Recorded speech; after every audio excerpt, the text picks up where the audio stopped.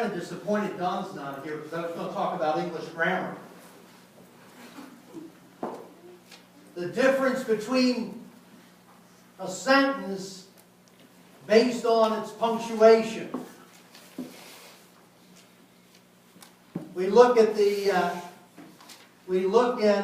passage that we read, and some may look at it and said, "I was made for this," or "I was made for this." A little bit different. A little bit different attitude. But we're going to look today at a book that has a real unique distinction of the, how many books in the Bible? That's not rhetorical, you can answer. How many books in the Bible? 66. Right. 39 and 27. Okay. All right. That might not be the last test idea, but we'll try that. Of the 66 books in the Bible, there are 2 books that do not specifically mention in the English language God. You're going like, whoa, wait a minute. One of them actually uses a synonym for God that talks about the strength of the Lord. Or the fire of the Lord, I believe it's put. And then the other one, if you read it in Hebrew, and no, I don't read Hebrew on a regular basis, but if you read it in Hebrew, there's spaces as if the author couldn't even write the name of God. It was that holy. But in the English language, the book of Esther has that unique distinction that God is not mentioned in the English language. But that doesn't mean that God's not seen throughout. So if you're on Quiz Bowl, hey, there may be a trivia answer that the other one is Song of Solomon, actually, if you're interested. But in the book of Esther, the destiny of the Jewish people came down to one person doing what could have cost them their very life. It all based on how Esther would use punctuation. If she were to say, "I was made for this," and never responded any further, the Jewish people as we know it would have been destroyed under the reign of King Xerxes. Fortunately, she responded with the exclamation point. But it took a while to get there. And that's where our journey is today as we look at the story. Basically, it was a point of Esther being in the right place at the right time. And you can call that coincidence. I personally like to define coincidence as God at work and not letting us know. God's working, but we just don't see Him making a big splash about it. But He's definitely at work. The first character that we looked at in the readings was a man by the name of Haman. And Haman had quite the history with the Jewish people. We go back and find out Haman's family just really, to say they disliked the Jewish people is probably too soft. You've got to use the word hate and would be willing to do anything to destroy them. That's where Haman was coming from. And Haman was the chief advisor, chief of staff, if you will, for King Xerxes. Haman probably was going to use the same phrase. "I was made for this. I am able to accomplish what my family was not able to accomplish. I am going to be able to wipe out the Jewish nation. That's quite a bold statement to make. But Haman thought he was up to the challenge, and so we read in Esther about all that he tried to do. It goes back to the time where King Saul was told, when he went in and attacked the Amalekites, he was told to wipe them out. He was told to kill them all. And he didn't. God told him to do something, and he did not respond. And from out of their descendants came Haman.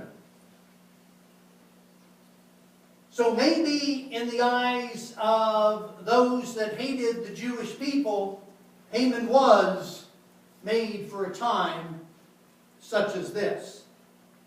Haman had carried a grudge against the Jewish people all of his life.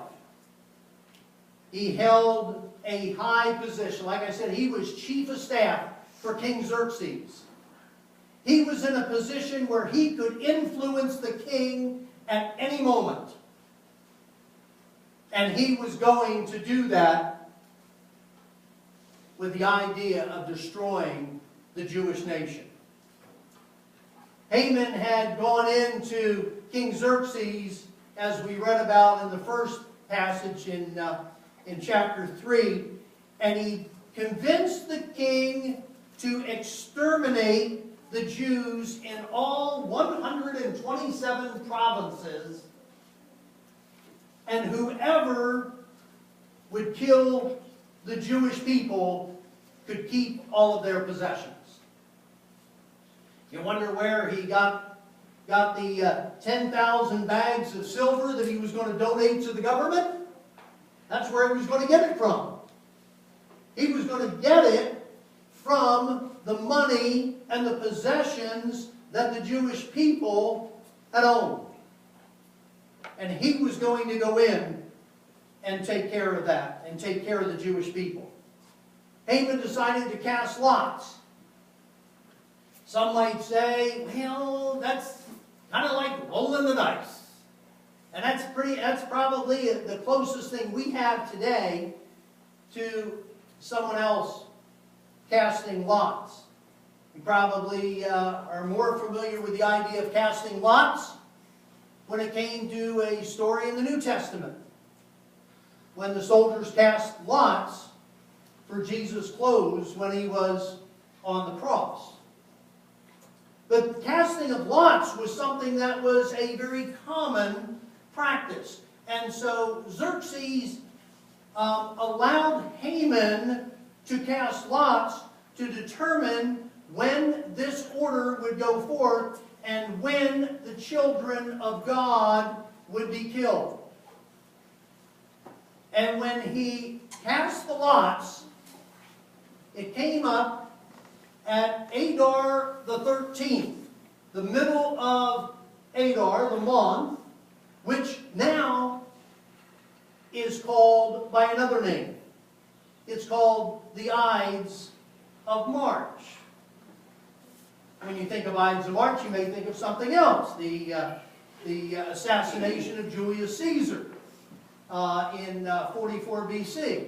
So, I mean, this is something that has gone through the history, and that's where it got its beginning. So Haman cast the lots, he rolled the dice to determine when the Jewish people were going to die. Now steps in two very courageous people, Mordecai and Esther. Esther was a Jewish girl. Esther was a beautiful young lady. King Xerxes had a, how should we say this tactfully, a falling out with his wife. Actually, to the point where she had disobeyed him, she had disgraced him, and when a queen disgraces the king really only has one way to go. She's dead. So they had to find a new queen. So they had a beauty contest, and Esther was selected, and she actually didn't even want to get in this contest. She was encouraged by a cousin who was Mordecai.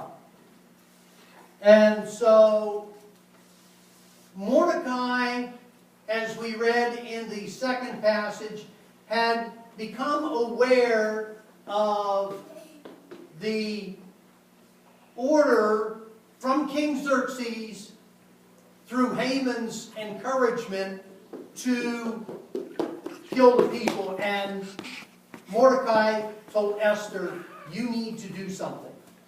You are in a position where you can do something to help your people.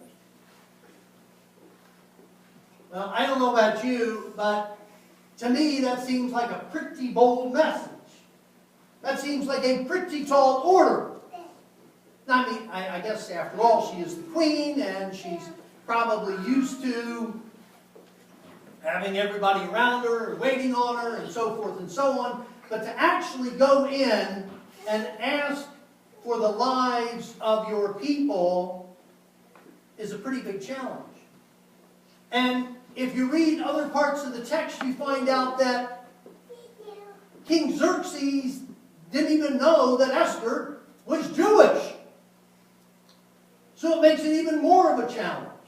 I mean, it's kind of like I have to expose myself as being Jewish, and then I have to plead for my people. Well, it goes back and forth between Mordecai, who was in exile now because of the fact of that order, that edict to kill the Jewish people. And he was sending messages back and forth to the queen to let her know what needed to be done. Well, Queen Esther did approach the king and did explain to the king what was going on. But obviously you just don't walk in and tell the king what's happening and expect everything else to just kind of fall into place. After all, the king did give his edict, his ring, to seal the proclamation that the Jewish people would die. There was no way that the king could even go back on that. So the attack took place, and the Jewish people were able to defend themselves because they knew ahead of time what was coming. And so the king had actually stepped in and assisted those that he had ordered earlier to be killed. This is pretty remarkable stuff. And I guess we go back to that phrase, consequence. Was it just a coincidence? Was it just coincidence? No, I think it was God moving in and through his people. Xerxes decided that he was going to go in, and he called Haman in, and he said, now Haman, how should we honor this person who saved our country from these Jewish people? How should we honor this person? How should we honor this person who has done so much for our nation? Well, Haman, thinking the person that they're talking about honoring is himself. I don't know about you, but there's a little... I'm kind of thinking if that was me, I'd kind of like, oh, let's have a big parade. Man, this is better than even being a homecoming grand marshal. Maybe let's have a big parade and celebrate me. And so that's what Haman had suggested. We're just going to have this hero's honor, this hero's welcome throughout the country. And he would be led through the city. And people would celebrate. You know, a ticker-tape parade at that time. And so Haman came up with this plan to have this parade take place. But Esther Esther had also asked the king for something else. Says, let's have a party before the parade. Let's have a party and let's celebrate what's going to take place. And then at the very end of the parade, what better way to celebrate the good news of somebody saving the country than to kill the enemy in public? So Haman thought, wow, this is great. Not only do I get a parade in my honor, but Mordecai will be killed right there for everyone to see. Wow. This is pretty big stuff. So the dinner was arranged, and Esther was there. And Esther began to talk to the king about someone is trying to kill me and to kill my people.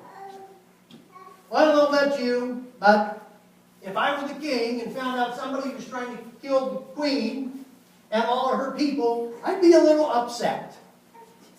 Well, King Xerxes was. And when he found out who was behind the plot to kill the Jewish people, being Haman, Haman went from being the hero of the parade to being the one executed at the end of the parade. And it was Mordecai who ended up being the celebrant at the parade. Xerxes couldn't reverse his order, but yet he could make plans in order to help the Jewish people. It is interesting that the Jewish people have taken that day that they were supposed to die and they turned it into a celebration. You remember how they took what could have been tragic when they were slaves in Egypt, and the death angel, the curse, or the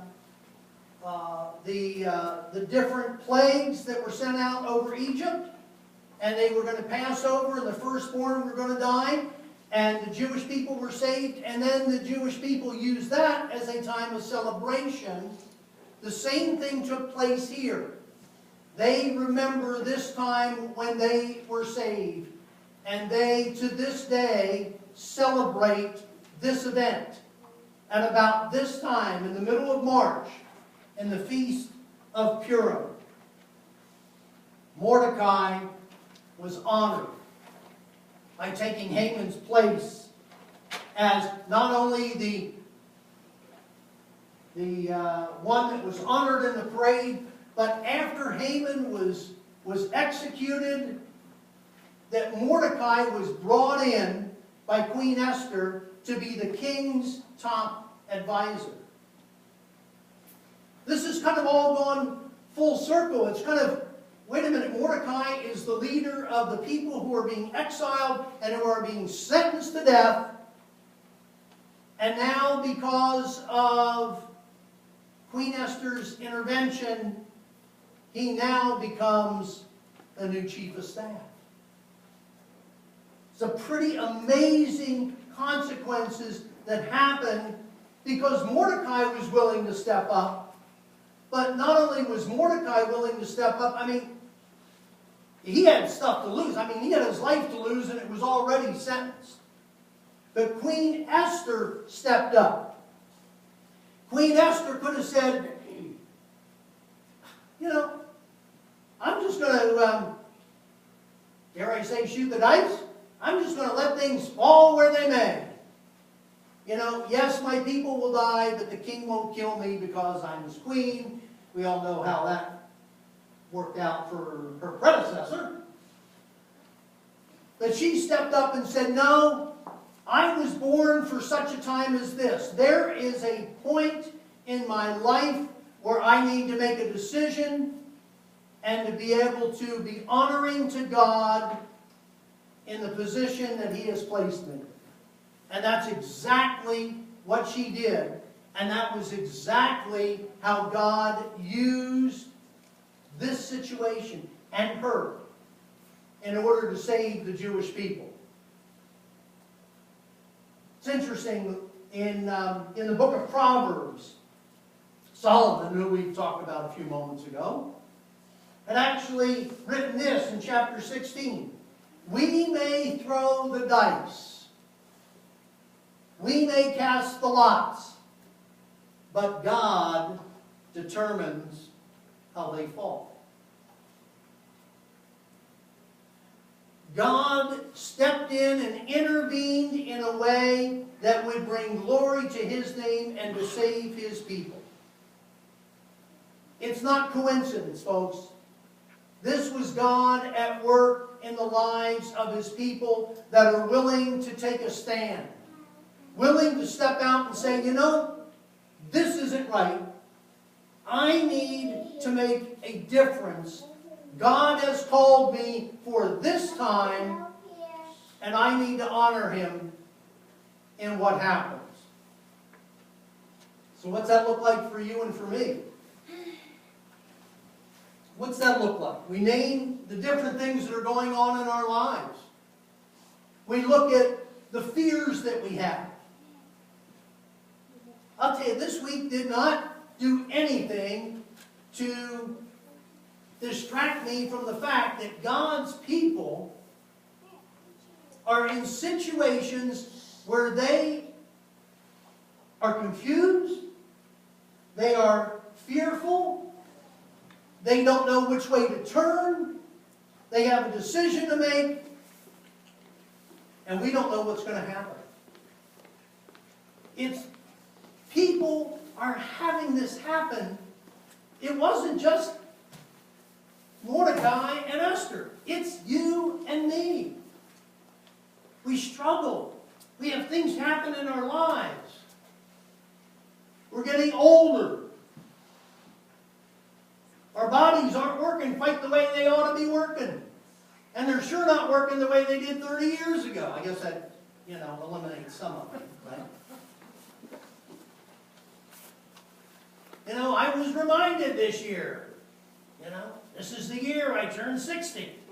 My body doesn't work the same way it did when I was 30 or 20 or 18. Things just don't work that same way. And I'm a little concerned about that.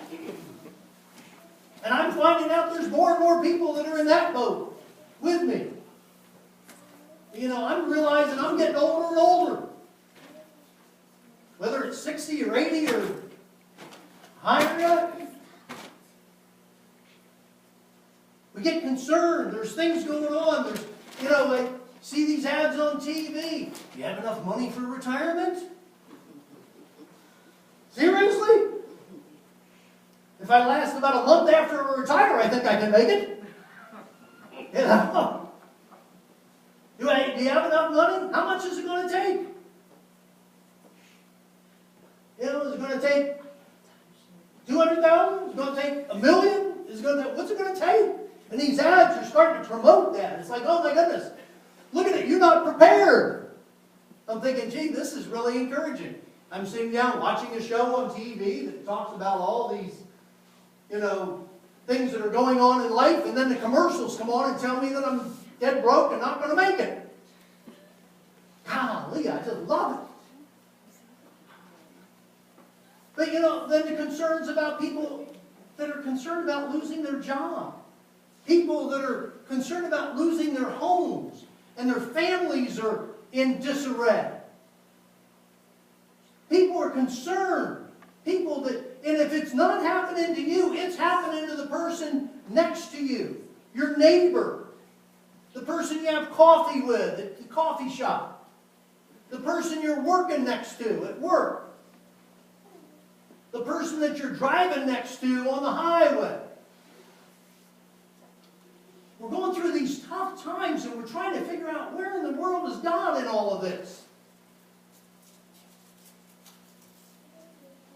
God is saying, I stepped in, not for the first time, but for somewhere down the road I stepped in and helped Esther step up and take care of the issues that were before her. And I stepped in and I saved my people. And I stepped in and I sent my son. And I've stepped in order to let people know that I'm still in control. God is saying to you and to me that there is not anything that happens that He's not aware of. Maybe you're in a situation right now where you're an Esther. Maybe you're in a situation right now where you can make an influence in someone's lives that can save their life. Maybe it's just a situation where you're in a situation where you can just come alongside somebody who needs a little bit of encouragement. Maybe that's why I was glad that it got brought up about those cards. Last week we prayed for people that were sitting next to us, or sitting in front of us, or behind us in church during our prayer time. And that just kept going through my mind all week long. Those of you who are sitting on the back row, you were getting prayed for a lot this week. And I kept getting reminded, that sometimes I just need to know that somebody is praying for me, or somebody is standing beside me, and how much that is meant to get a card or a note in the mail or a phone call or a text or whatever, just saying, I appreciate you. And I've gotten those. But there's somebody in your life that might need one of those. So there's the cards. There's my plug, right? You stop by, you pick up a card, you go home and just say, you know what? I love you. And I'm praying for you. And I don't know what's going on in your life, but I know God's in control. Or maybe I do know what's going on in your life, and I am praying for you, and God is still in control. Maybe you can be an Esther. Maybe you can be that person who can step up and say this: I was made for this, with an exclamation point on it. We don't have to wonder. We don't have to worry. Yeah, you and I were made for a time such as this. To be to encourage, to be able to step up, to be able to be influential in the life of somebody around us.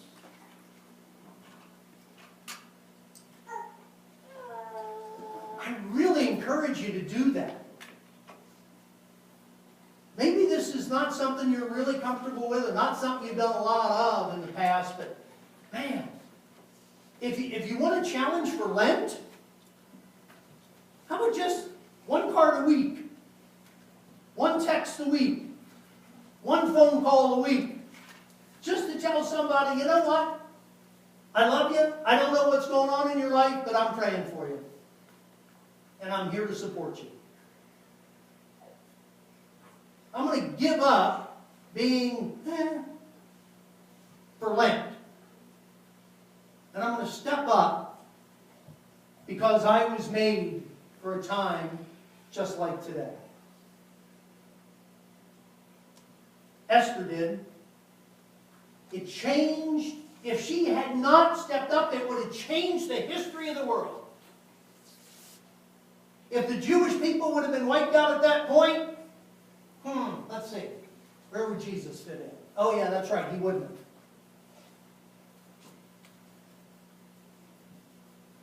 You were made for a time like this.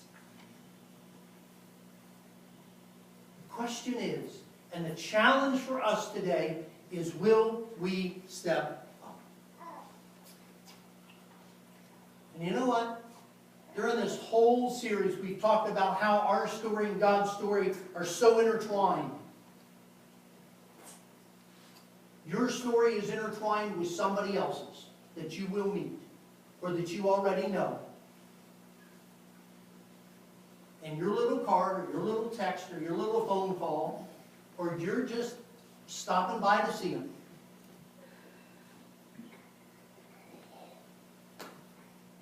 You were made for this. And if you're made for this time, God has given you a responsibility beyond any other. Will you save a whole nation of people? I don't know. Will you save the life of one person? I don't know. But you know what? Step up. Let God use you in this time to make a difference in the life of somebody else. If we do that, we don't have to do this statement with a question. We can do it with an exclamation point.